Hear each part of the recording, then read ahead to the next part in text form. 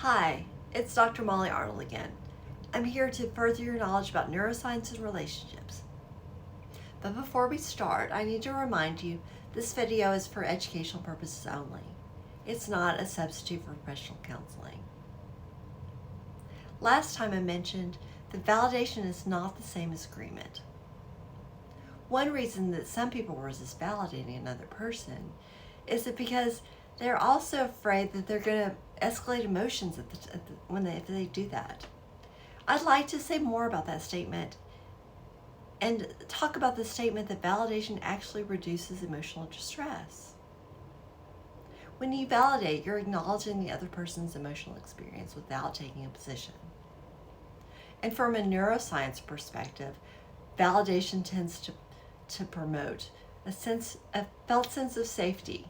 When people feel understood, the brain often shifts away from being defensive and becomes more open to reflection, open to problem solving, and open to connection. Agreement is not what creates safety, even if the person is asking for that.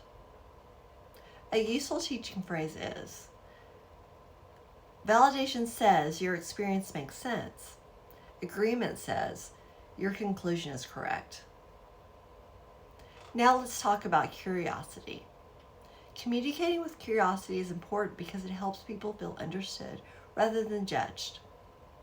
In relationships, curiosity shifts the goal from proving a point to learning about the other person's perspective and experience. Here are some benefits of curiosity. Number one, curiosity reduces defensiveness. When people feel interrogated, criticized, or corrected, their nervous systems shut down. They often move into self-protection mode. They may argue, they may withdraw, they may become reactive. Compare this example. This is not a curious statement. For example, that doesn't really make sense. A curious statement would be, help me understand how you got there. The second response invites connection rather than defensiveness. Number two, the second benefit of curiosity is that it prevents mind reading. We often assume we know what the other person is thinking and feeling and intending.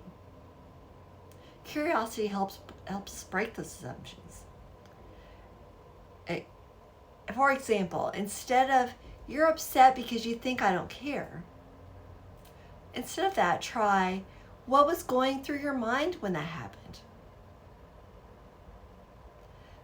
Many relationship conflicts are fueled by incorrect assumptions rather than actual disagreements.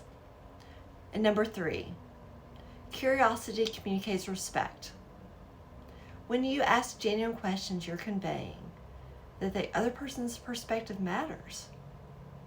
Even when you disagree, curiosity demonstrates that the other person's inner experience is important and is worth understanding.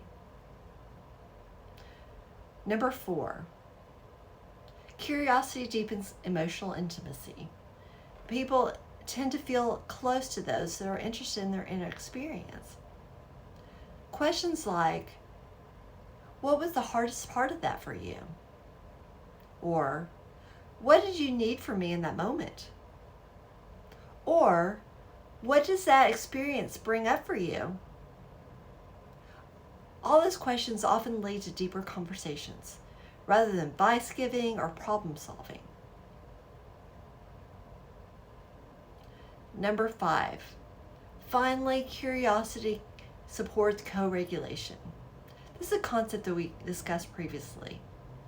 It's a blend. Let's blend that with what we learned today about curiosity. From a neuroscience perspective, curiosity helps keep us in a state of openness and engagement rather than in threat and protection. When someone senses that we are genuinely trying to understand them, they are more likely to feel safe enough to share openly and honestly. This is one reason that curiosity is such a powerful tool and powerful for co-regulation. It slows down reactivity. It increases connection. It promotes felt safety. It helps both people stay engaged in the conversation.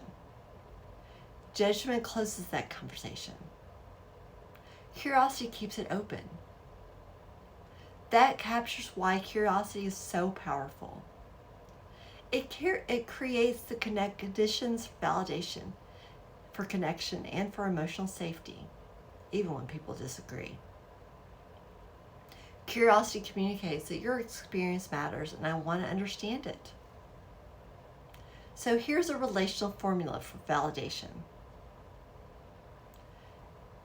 Notice the emotion in this.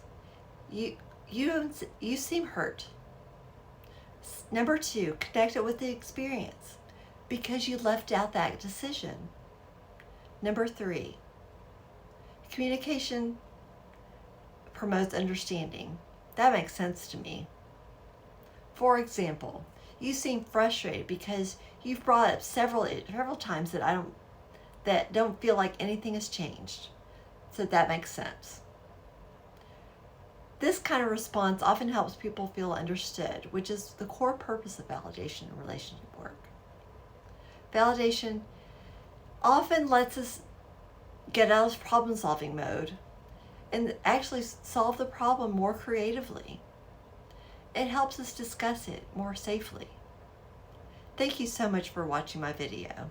If you like what you hear, please subscribe or follow me. Feel free to share that with others who also might benefit. Have a great week.